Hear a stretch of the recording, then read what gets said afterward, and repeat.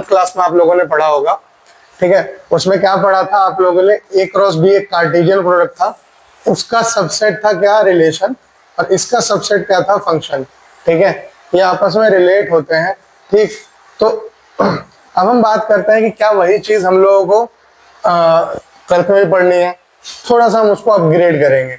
जैसे एक एग्जांपल में लेके चल रहा हूं कि मान लीजिए रिलेशन क्या होता है, जैसे ए इज रिलेटेड टू बी, यानी ए और बी के बीच में कोई ना कोई एक ऐसा संबंध हो जिससे वो दोनों चीज रिलेट हो जाए, यानी ए पे कुछ ऐसा हो जो बी पे भी है, तो उन दोनों में आपस में कुछ ना कुछ रिलेशन हो जाएगा, ठीक है। अब मैं अगर आपसे कहूं कि आपका शाहरुख खान से कोई रिलेशन है कि नहीं है, तो आप लोग क्या कहोगे, नहीं है, सब कहोगे नहीं है। लेकिन अब इस चैप्टर को करने के बाद आप लोग जाके आराम से कह सकते हो कि बिल्कुल है, हमारा शाहरुख खान से रिलेशन बिल्कुल है, हमारा अक्षय कुमार से भी रिलेशन है, हमारा अमिताभ बच्चन से भी रिलेशन है, हम जिसको नहीं जानते हमारा उससे भी रिलेशन है। क्यों रिलेशन है, सेट के कॉन्सेप्ट से हम समझते हैं, ठीक है। मैंने कल एक चीज बताई थी कि फाई एम्प्टी सेट जो होता है वो सबका सबसेट होता है कि नहीं, कल ही हमने ये बताया था, हर सेट का सबसेट होता है एम्प्टी सेट, ठीक है। अब मुझे बताइए, क्या शाहरुख खान का मान लीजिए अगर मैंने एक सेट बनाया है, ठीक है, तो क्या ये फाई इसका सबसेट होगा, एक आपका मैंने एक सेट बना रखा है, ठीक है, योरसेल्फ एक सेट बना दिया, क्या फाई इसका सबसेट होगा, सबके सेट वो होगा, तो क्या ये दोनों में फाई कॉमन नहीं आ रहा है ना, तो ऐसे रिलेशन को हम कहते हैं नो रिलेशन। क्या कहते हैं, no relation. But in mathematics no relation is a relation, जिसमें क्या कॉमन आ रहा है, ये फाई, क्या है कॉमन आ रहा है, ये एम्प्टी रिलेशन एक कॉमन आ रहा है। यानी क्या, अब आप मुझे बताओ, क्या अब आप शाहरुख खान से रिलेट हो गए, है ना, कैसे रिलेट हो गए कि हम दोनों में एम्प्टी रिलेशन, हम दोनों में एम्प्टी सेट जो है वो कॉमन आ रहा है ना, तो हमारा रिलेशन क्या कहलाएगा, नो रिलेशन। तो यही है ब्यूटी मैथ्स की, जब मैथ्स में आगे धीरे धीरे बढ़ते जाओगे तो सब कुछ रियल लाइफ से जुड़ता हुआ चला जाएगा। ये चीजें हम लोगों को पढ़नी है, धीरे धीरे हम आगे देखते हैं। सबसे पहले हमारे पास कुछ डेफिनेशन आ रहे हैं टाइप्स रिलेशन के। पहला डेफिनेशन कहता है, a relation R in a set A is called empty relation if no element of A is related to any element of A. जैसा कि अभी मैंने बताया पीछे, अगर कोई भी एलिमेंट ए का दूसरे एलिमेंट से रिलेट ना कर रहा हो, कोई भी एलिमेंट ए का रिलेट ही ना कर रहा हो दूसरे एलिमेंट ए से, तो फिर उस वैसे रिलेशन को हम क्या कहेंगे, एम्प्टी रिलेशन, ठीक है, एम्प्टी रिलेशन। और एम्प्टी रिलेशन एक रिलेशन है, टाइप ऑफ रिलेशन। जैसे अभी मैंने बताया कि क्या उसमें कॉमन आ रहा था, एसआर के में फाई और आप में भी आ रहा है क्या चीज, फाई, ठीक है। तो ऐसे रिलेशन को हम क्या कहेंगे, एम्प्टी रिलेशन। बट है ना, रिलेशन तो है क्योंकि टाइप है उसका। दूसरा होता है यूनिवर्सल रिलेशन। यूनिवर्सल रिलेशन क्या कहलाता है, if each element of A is related to every element of A, ठीक है, अगर हर एलिमेंट से रिलेट कर जाए तो ही हम ऐसे रिलेशन को यूनिवर्सल रिलेशन कहते हैं। जैसे यूनिवर्सल की अगर मैं बात करूं तो जैसे हम एक यूनिवर्सल ट्रुथ क्या है, सूरज पूरब से उगता है, ये यूनिवर्सल ट्रुथ, वो उगेगा तो पूरब से ही उगेगा और ढलेगा तो पश्चिम में जाके ढलेगा, this is an universal truth. तो वही यूनिवर्सल की बात क्या है कि ये चीज होनी ही होनी है। तो ये कब होना है, जब हर एलिमेंट, अब यहाँ पे मैंने सिर्फ और सिर्फ एक सेट ए में ले रखा है, ऐसा भी हो सकता है कि रिलेशन में एक एलिमेंट सेट ए से हो, एक बी से हो, ठीक है। तो क्या कहेगा कि इसका हर एलिमेंट इसके हर एलिमेंट से रिलेट अगर कर जाए तो ऐसे सेट को हम क्या कह देंगे, ऐसे रिलेशन को हम कह देंगे यूनिवर्सल। अगर कुछ ना मिले तो एम्प्टी, अगर सब मिल जाए तो यूनिवर्सल, ठीक है। और बीच का जो होता है वो तो होना ही है। अब ये एम्प्टी और यूनिवर्सल रिलेशन को ही हम कभी कभी ट्रिवियल रिलेशन भी कह देते हैं, ठीक है। तो अगर ट्रिवियल रिलेशन पूछ दें तो क्या होता है कि both empty relation and universal relation are sometimes called trivial relation, ठीक है। अब हम इन चीजों को जैसे जैसे एग्जांपल करेंगे और अच्छे से समझ में आता चला जाएगा, ठीक है। अब हमारे पास पहला एग्जांपल आ रहा है, आप लोग भी ट्राई करो और बताओ कि let A be the set of all students of boys school, ठीक है। देखो स्टेटमेंट जब इस तरीके से क्वेश्चन आती है ना, तो आपको सबसे आसान तरीका करने का क्या है, एक फुल स्टॉप से दूसरे फुल स्टॉप तक जाओ और उसको मैथमेटिकली समझो। ठीक है, ये कह रहा है ए एक सेट है, ठीक है, क्या है, all student of boys school, all student of boys school के सारे स्टूडेंट, एक सेट बन गया। फिर क्या कह रहा है, show that the relation R in A given by R, ठीक है, आर जो रिलेशन कह रहा है ए में, क्या कह रहा है, A B, such that A is sister of B, क्या कह रहा है, A is sister of B, A जो है वो बी की बहन है, यानी ये दोनों एलिमेंट इसमें आएंगे, ठीक है, क्योंकि इसी सेट से रिलेशन बन रहा है। तो ए है बी की बहन, इसको आपको ये शो करना है कि एम्प्टी रिलेशन है। तो मुझे बताओ क्या ये एम्प्टी होगा, क्यों होगा, क्यों नहीं है, यही आंसर है ये। देखो सारे लड़के हैं तो कोई बहन कैसे हो जाएगी तो क्या होगा जी, यहाँ पे अगर मैं ध्यान से अगर देखता हूं तो since A is the set of all boys, all student of boys school,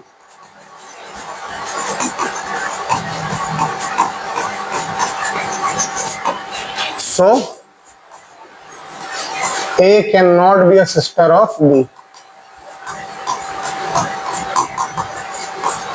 सारे तो लड़के हैं तो A B की सिस्टर कैसे हो जाएगी, therefore अब इसमें कुछ भी कॉमन नहीं आया ना, तो R is an empty relation। एक पार्ट सॉल्व हो गया। अब अगर पूरा पढ़ के करने बैठते तो आप लोगों को स्ट्रेस हो जाता कि कैसे सॉल्व होगा जी। ठीक है, अब अगले पार्ट पे आओ। अब कह रहा है कि R डैश एक रिलेशन दिया हुआ है, difference between height of student is less than 3 metres. दो बच्चों के बीच का जो हाइट का जो डिफरेंस है वो 3 मीटर का है। ठीक है, आपको बताना है कि ये जो रिलेशन है यूनिवर्सल है, ये होता ही होता है, ये बताना है आपको। तो बताओ क्या ये होगा? 3 मीटर कितना फिट होता है, कुछ आइडिया? 1 मीटर में 3 पॉइंट समथिंग अप्रोक्सीमेटली कुछ वैल्यू होती है फिट, तो आप 3 फीट भी मान लो। 1 मीटर में 3 फीट अगर आपने लिया तो 3 मीटर का मतलब कितना हो गया? हाँ जी, 3 मीटर का मतलब कितना हुआ?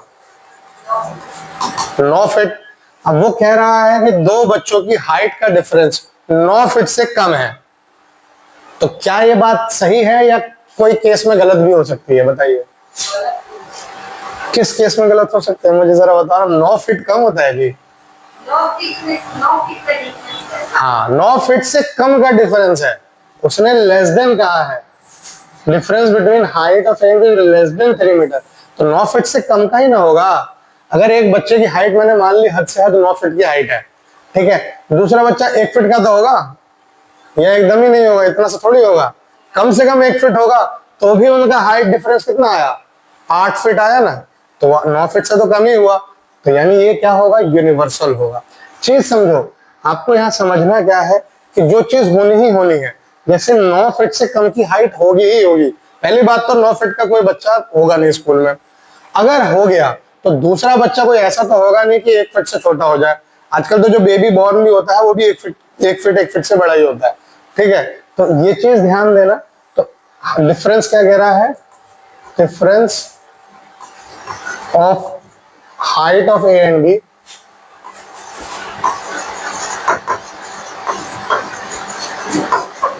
is less than 3 metres. तो क्या है इस बारे में आप क्या लिख सकते हो कि since height difference is always less than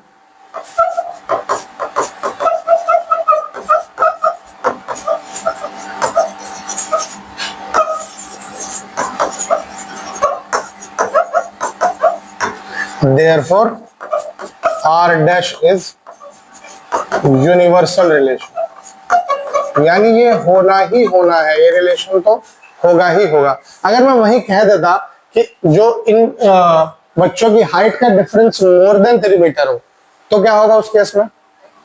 तो वो कौन सा रिलेशन हो जाएगा? एम्प्टी रिलेशन हो जाएगा वो, है ना?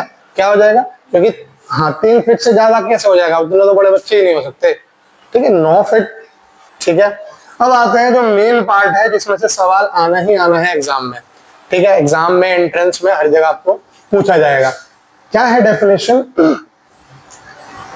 एक अब ये चीज देखना आपको ना, बहुत बार देखेंगे कहीं पे ए दिख जाए, कहीं पे आर दिख जाए, तो आर एक रिलेशन है, ठीक है, जो ऑर्डर्ड पेयर की फॉर्म में होता है ना, ऐसे कार्टेशियन प्रोडक्ट में ऑर्डर्ड पेयर की फॉर्म में। और ए बी सी वटएवर जो भी सेट लिखा होगा, सेट कभी भी सिंपल फॉर्म में होगा, ऐसे ब्रैकेट के अंदर सिंगल सिंगल एलिमेंट्स लिखे होंगे। ठीक, और आर कभी भी होगा तो ऐसे ऑर्डर्ड पेयर, ब्रैकेट में तो रहेगा पर ऐसे ब्रैकेट उसके अंदर ये वाले ब्रैकेट्स भी रहेंगे। ठीक है, कर्ली ब्रैकेट के अंदर ये ओपन ब्रैकेट भी रहते हैं। तो आपको ये चीज ध्यान देना है कि जब भी रिलेशन लिखा होगा तो आपको कर्ली ब्रैकेट के अंदर एक ओपन ब्रैकेट बना दिख जाएगा, यानी ऑर्डर्ड पेयर की फॉर्म में। और सिर्फ सेट होगा तो ब्रैकेट में अलग अलग एलिमेंट लिखे होंगे। तो अब देखिए, एक रिलेशन कह रहा है R in a set A is called reflexive. Reflexive कब कहलाएगा? जब ए जो होगा ना वो आर में आ जाए। जैसे कहीं कहीं पे लिखा होगा 1 1, ये आपके आर में आ जाए, 2 2 ये आपके आर में आ जाए, यानी पहला और दूसरा एलिमेंट ऑर्डर्ड पेयर का अगर सेम हो और वो रिलेशन में भी आ जाए तो ऐसे हम को क्या कहेंगे? ऐसे को हम कहेंगे रिफ्लेक्सिव है। ठीक, सिमेट्रिक, जैसा कि नाम से ही पता चल रहा है, सिमेट्री, जितना इधर उतना इधर दिखते हैं ना, सिमेट्री। तो सिमेट्रिक क्या कहता है कि अगर A1 और A2 ये रिलेशन में है, ठीक है, इसमें है, तो A2, A1 भी होगा। जैसे यहां से मुझे घर जाने में 10 मीटर लगा डिस्टेंस, तो मुझे घर से यहाँ आने में भी 10 मीटर ही लगना चाहिए। ठीक, अब मैं ऐसा नहीं कहूंगा कि जी मैं यहाँ से तो ये अम्बेडकर चौक होते हुए चला गया तो जी मुझे 10 मीटर लगा और इधर से जाने में मैं बाईपास पकड़ के आया जी 20 लग गया, तो ये सिमेट्रिक नहीं हुआ।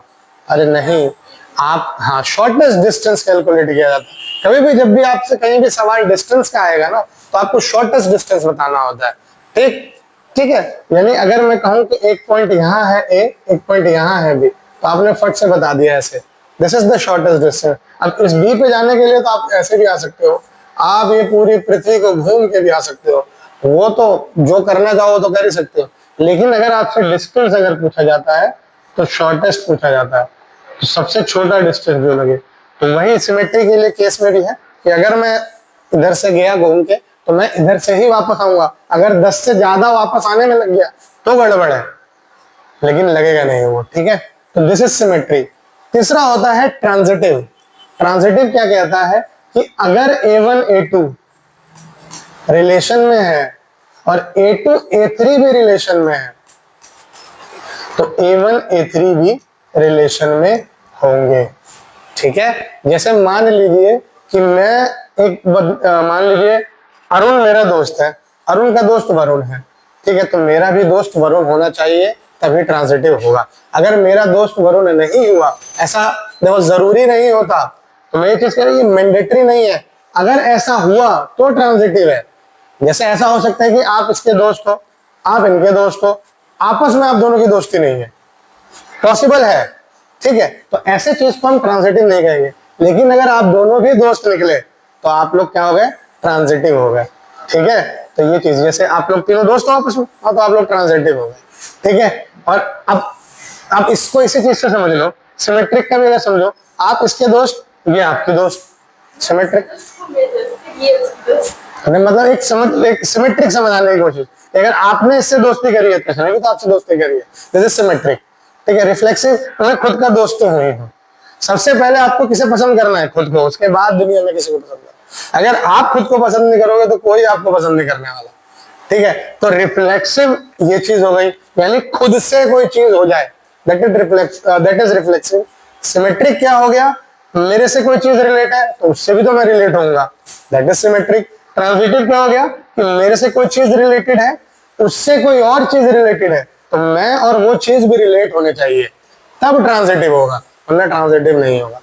और अगर ये तीनों चीज हो गए तो ऐसे चीज को हम क्या कहते हैं, ऐसे रिलेशन को हम कहते हैं इक्विवेलेंस रिलेशन। यानी a relation R in a set A is said to be an equivalence relation अगर आर रिफ्लेक्सिव भी हो, सिमेट्रिक भी हो और ट्रांजिटिव भी हो। तो यहां से आपका सवाल पेपर में आना है कि आपको एक रिलेशन दे देगा, पूछेगा कि बताओ क्या ये रिफ्लेक्सिव है, सिमेट्रिक है, ट्रांजिटिव है, या फिर डायरेक्ट ये पूछ देगा कि क्या ये इक्विवेलेंस है। तो अगर ये तीनों होगा तो ही इक्विवेलेंस होगा, तीनों में से कोई एक हट गया तो इक्विवेलेंस भी नहीं होगा। ठीक, आते हैं हम एग्जाम्पल पे, समझना एग्जाम्पल। पहला एग्जाम्पल मैं बताता हूँ, अगला तुम ट्राई करना। कह रहा है कि आप लोगों को ट्राइंगल का कॉन्सेप्ट थोड़ा थोड़ा यहाँ पे रिवाइज करना होगा। Let T be the set of all triangles. T मान लिया सेट सारे ट्राइंगल्स का, ठीक है। कहाँ पे, एक प्लेन में जिसमें रिलेशन आर दिया हुआ है इस तरीके से, ठीक है। क्या दिया है, आर दिया है आपको यहाँ पे T1 T2 such that T1 is congruent to T2। मैंने साइन बना दिया, ठीक है। T1 जो है वो कॉन्ग्रुएंट है T2 से। आपसे कह रहा है कि शो करो कि R जो है वो इक्विवेलेंस रिलेशन, ठीक। अब चलो ट्राई करते हैं। आपको ये पता है कि कॉन्ग्रुएंस ट्रायंगल्स कौन से होते हैं, कौन से होते हैं बताइए। Side angle side equal to angle. अच्छा, एंगल साइड एंगल इक्वल हो तो नहीं चलेगा, एंगल साइड एंगल इक्वल हो तो नहीं चलेगा, चलेगा। तो ऐसे थोड़ी तो ऐसे डेफिनेशन, वो तो उसके वो हो गए क्राइटेरिया चेक करने के। अगर आपसे डेफिनेशन पूछेगा तो देखो दो तरीके से डेफिनेशन आती है। एक पूछेगा कि कॉन्ग्रुएंसी किसे कहते हैं, एक पूछेगा कि कॉन्ग्रुएंट ट्रायंगल किसे कहते हैं, ये कोई भी चीज। तो आपको बेसिक चीज समझ लो, कॉन्ग्रुएंट के केस में क्या होता है, सबसे पहले आपको देखना है शेप, सेम शेप होना चाहिए। दो शेप अगर सेम है तो कॉन्ग्रुएंसी आगे बढ़ेगी, अभी हुई नहीं है प्रूफ तो आगे बढ़ेगी। अगर उन दोनों शेप का साइज सेम हो जाए तब वो दोनों शेप क्या होंगे, कॉन्ग्रुएंट होंगे, ठीक है। एक और चीज आता है सिमिलर।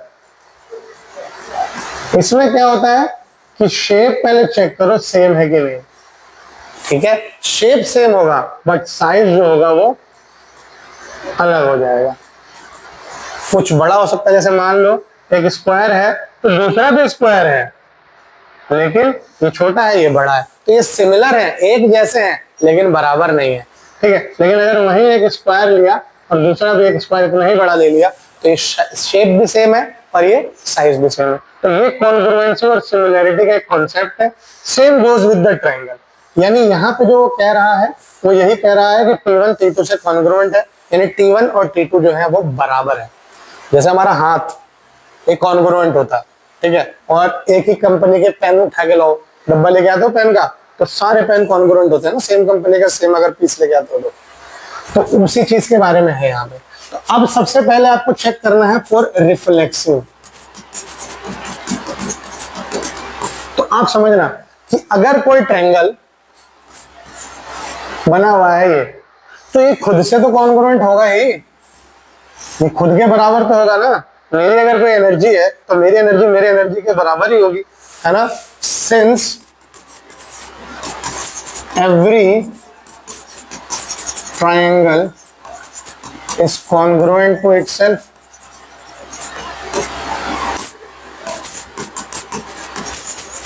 इसका मतलब T1 is congruent to T1, है ना। अगर ऐसा है तो इसका मतलब T1 जो है वो R में आ गया, है ना।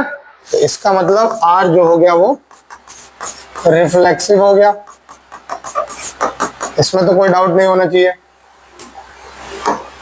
रिफ्लेक्सिव आ गया समझ में। अब अगला फॉर सिमेट्रिक। सिमेट्रिक के लिए क्या है, क्या कह रहा है, उसने कहा कि T1 T2 belongs to R का मतलब हुआ T1 is congruent to T2, यही हुआ। अब अगर एक ट्रायंगल ये इसके बराबर है तो ये भी तो इसके बराबर होगा, है ना। तो इसका मतलब T2 जो होगा वो भी T1 से कॉन्ग्रुएंट होगा। अब इसका मतलब T2, T1 ये भी R में आ जाएगा, है ना, तो इसका मतलब R इज सिमेट्रिक। ठीक, अब हम बात करते हैं तीसरे, क्या होता है वो, फॉर ट्रांजिटिव। समझिएगा, एक ट्रायंगल है ये, एक ट्रायंगल है ये, और एक ट्रायंगल है ये है T1, ये है T2 और ये है T3। T1 इससे कॉन्ग्रुएंट है, T2 इससे कॉन्ग्रुएंट है ना? अगर ये उसके बराबर है और वो उसके बराबर है तो ये दोनों तो आपस में बराबर ही होंगे। तो इसका मतलब कि T1 T2 belongs to R and T2 T3 belongs to R। का मतलब क्या हुआ कि T1 is congruent to T2 and T2 is congruent to T3। अगर ऐसा है तो T1 भी जो होगा वो कॉन्ग्रुएंट हो जाएगा T3 से। इसका मतलब T1 T3 जो होंगे वो R में आएंगे। इसका मतलब R क्या कहलाएगा। अब बच्चों को कह रहा है कि ये रिफ्लेक्सिव भी है, सिमेट्रिक भी है, ट्रांजिटिव भी है, तीनों है। तो इसका मतलब ये क्या हो जाएगा, hence R is an equivalence relation.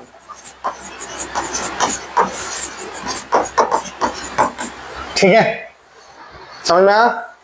इसको लिखो, फिर मैं अगला सवाल देता हूँ। इसको लिख लो, एक बार समझ में आएगा, लिखोगे तो और अच्छे से प्रैक्टिस हो जाएगी। ओके, अगला क्वेश्चन देखो, कह रहा है कि let L be the set of all lines. अब सारी लाइंस के बारे में बात कर रहा है। एक प्लेन में and R be the relation defined by L1 L2। L1 जो है वो L2 से परपेंडिकुलर है। ठीक है, आपको शो करना है कि R सिमेट्रिक है, लेकिन ना वो रिफ्लेक्सिव है और ना वो ट्रांजिटिव है। ये आपको प्रूफ करना है। तो करिए एक बार ट्राई, देखिए रिफ्लेक्सिव क्यों नहीं है, ट्रांजिटिव क्यों नहीं है, सिमेट्रिक क्यों है। करिए एक बार ट्राई। तो मुझे क्या बताओ कि क्या लाइन कोई खुद के ऊपर परपेंडिकुलर हो सकती है। जैसे एक लाइन ये है, तो इसके ऊपर अगर मैं इसी को खींचूंगा तो क्या ये परपेंडिकुलर होगा। तो L1 L1 का मतलब तो यही हुआ ना कि L1 के ऊपर L1 दोबारा ड्रॉ हो जाए। अगर ये L1 है तो दूसरी L1 भी तो यही होगा। तो क्या ये परपेंडिकुलर हो सकता है, तो रिफ्लेक्सिव नहीं होगा। लेकिन बस जो समझ में आए उसे लिख दो इंग्लिश में, ठीक है, पेपर इंग्लिश में लिखना है। ठीक है, समझना कोई दिक्कत वाली बात है। देखो कुछ चीजें हैं थ्योरेटिकली चल जाती है, जैसे ये थ्योरेटिकल चल जाएगा। आपको जैसे कहानी लिखनी है, आप ऐसा लिख दो कि एग्जामिनर को समझ में आ जाए, नंबर दे देगा। जैसे मैंने भी अभी आपसे क्या करा, सिर्फ एक L1 बनाया और मैंने कहा कि अगर L1 L1 देखना है तो L1 दोबारा यही होगा, तो ये परपेंडिकुलर हो ही नहीं सकता। तो आप क्या लिख दो, R क्या दिया है यहाँ पे, पहले तो यही लिख दो L1 L2 such that L1 is perpendicular to, या मैं एक काम करता हूँ, ये बना देता हूँ शॉर्टकट। ठीक है, तो आपसे फॉर सबसे पहले क्या है, फॉर रिफ्लेक्सिव। ठीक है, since no line can be perpendicular to itself, कोई लाइन खुद के ऊपर परपेंडिकुलर नहीं हो सकती। मैंने यही लिखा है, कोई लाइन खुद पे परपेंडिकुलर नहीं हो सकती। No line can be perpendicular to itself. इसका मतलब L1 L1 जो है वो रिलेशन में है ही नहीं, है ना। इसका मतलब R इज नॉट रिफ्लेक्सिव।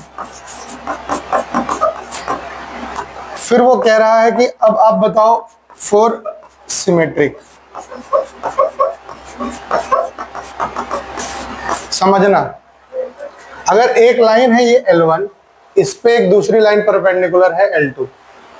ठीक है, तो अगर मैं इस L2 को ऐसे बना दूं और L1 को ऐसे बना दूं तो कोई दिक्कत थोड़ी है। इसको बस रोटेट ही तो कर दिया मैंने, एक तरह से देखा जाए तो अगर मैं इसको जब रोटेट करता हूं तो ये भी तो इससे परपेंडिकुलर ही होगा।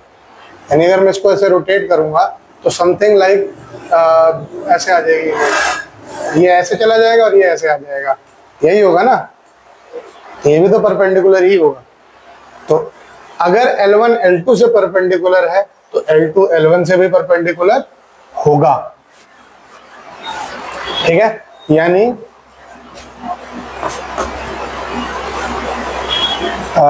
L1 L2 belongs to R का मतलब क्या हुआ, L1 is perpendicular to L2।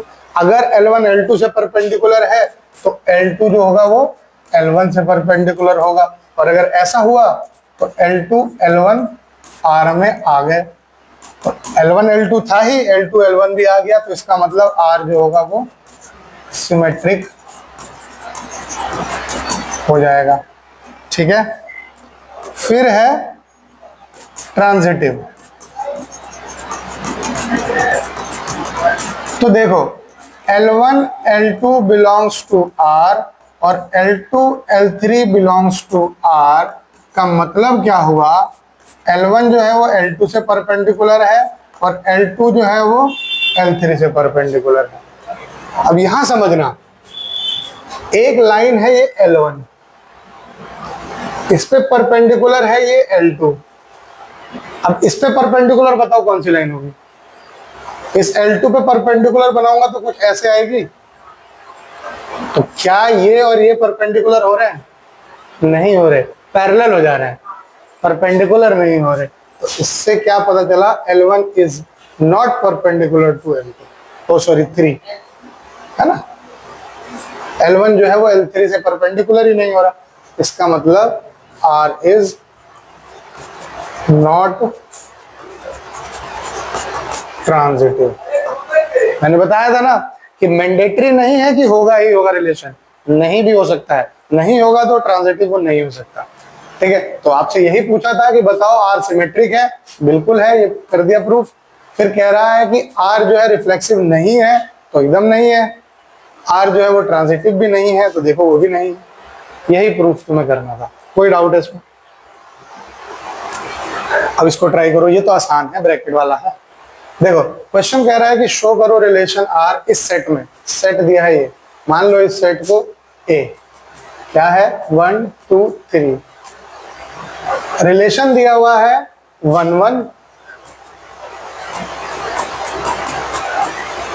2 2 3 3 1 2 और 2 3। ठीक है, आपको ये बताना है कि ये रिफ्लेक्सिव है लेकिन सिमेट्रिक नहीं है और ट्रांजिटिव नहीं है। बताओ कैसे? आप मुझे ऐसे ही बता दो, मैं समझ जाऊंगा कि समझ में आ रहा है, लिखवा मैं दूंगा। 1 1 है और सिर्फ 1 1, अगर मैं सिर्फ 1 1 रखूं, इन दोनों को छुपा दूं, तो क्या रिफ्लेक्सिव होगा? हाँ देखो 1 1 भी है, 2 2 भी है और 3 3 भी है, इसलिए ये रिफ्लेक्सिव है। तो कैसे लिख दोगे, मैं बताते हुए चलता हूं।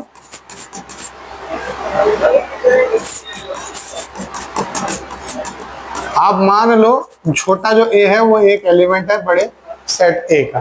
ठीक है, हेयर 1 1 2 2 और 3 3 ये सब के सब R में है, इसका मतलब A जो है वो R में है, इसका मतलब R जो है वो रिफ्लेक्सिव हो गया। अब आप मुझे बताओ सिमेट्रिक, सिमेट्रिक क्यों नहीं होगा? साफ दिखने से क्यों नहीं? हाँ बताओ, कोई बात नहीं, बताओ, गलत ही बताओ पर बताओ। अरे तुम बोलो, कुछ बोलो, अक्कड़ बक्कड़ बम्बे को कुछ तो बोलो। A1 जो है वो,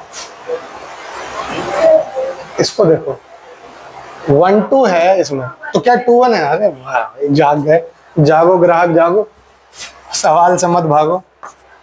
फोर्स सिमेट्रिक, अगर मैं यहाँ ध्यान से देखता हूँ, हेयर ऐसे लिख देना, 1 2 जो है वो R में है, बट 2 1 जो है वो R में है ही नहीं, इसका मतलब R जो है वो सिमेट्रिक नहीं है।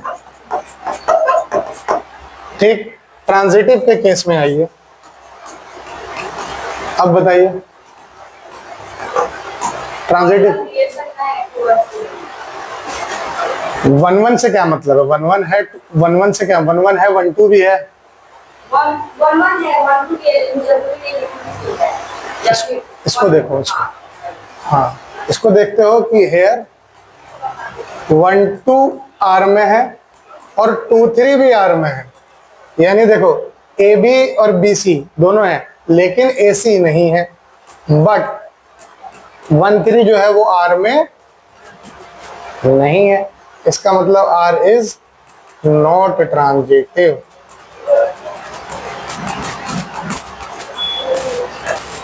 कोई डाउट? समझ में आ रहा है ना? पक्का लिखना इसको इसी तरीके से, ज्यादा कुछ नहीं सोचना है। मैं बता रहा हूं कि अगर आपको ना लिखना आ पा रहा हो प्रॉपर तो आप स्टेटमेंट वाइज भी लिख सकते हो, कोई मार्क्स नहीं कटते, ठीक है। बट इतना होना चाहिए कि एग्जामिनर को ये समझ में आ जाए कि कहना क्या चाहते हो, है ना।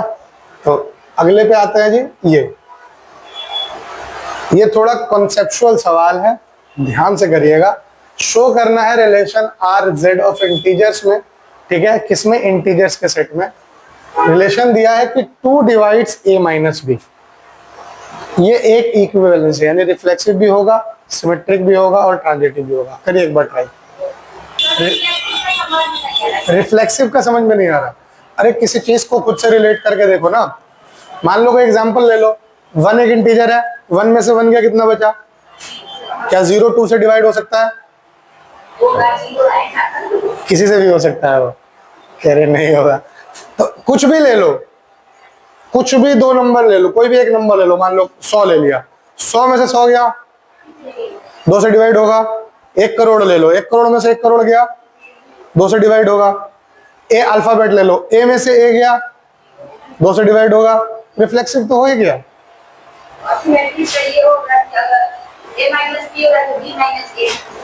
ए माइनस बी अगर हो रहा है तो माइनस कॉमन ले लोगे तो वैसे बी माइनस ए हो जाएगा। तो अगर ए माइनस बी डिवाइड हो रहा है तो बी माइनस ए भी होगा, भले नेगेटिव में आ जाए, रहेंगे तो इंटीजर ही। इंटीजर में तो बात कर रहा है। अगर वो होल नंबर या नेचुरल कह देता तब सवाल फंसता, है ना।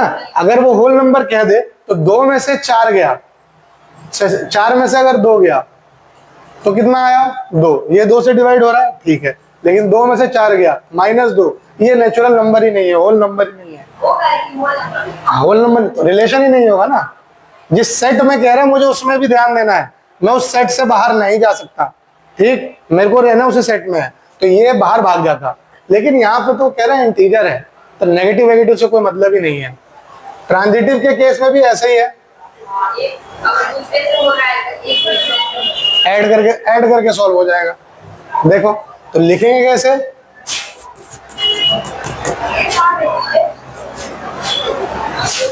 आर क्या दिया है? A B such that 2 divides A minus B. चलिए, फॉर रिफ्लेक्सिव मान लिया आपने ए जो है वो जेड में है, इसका मतलब ए minus A 2 divides A minus ए, है ना। 2 हमेशा ए में से ए को सब्ट्रैक्ट कर सकता है, इसका मतलब ए जो है वो आर में आ गया, तो आर जो हो गया वो रिफ्लेक्सिव हो गया। अब सिमेट्रिक,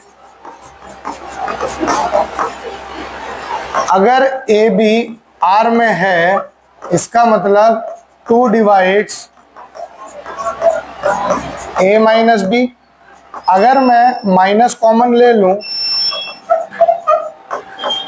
तो 2 divides minus of B minus ए।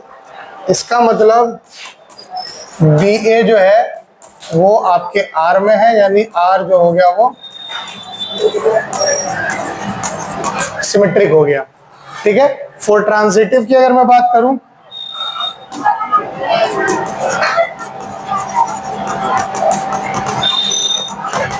तो A B belongs to R और B C belongs to R का मतलब 2 divides A minus B and B minus C. अगर इन दोनों को आपस में ऐड करता हूं तो 2 divides A minus B plus B minus C, तो ये कट गया, तो क्या हुआ? 2 डिवाइड्स ए माइनस सी। इसका मतलब ए सी जो होगा वो आर में होगा, आर जो होगा वो ट्रांजिटिव होगा। अब वो रिफ्लेक्सिव भी है, सिमेट्रिक भी है, ट्रांजिटिव भी है, तो इसका मतलब ये एक इक्विवेलेंस रिलेशन हो जाएगा। ठीक है।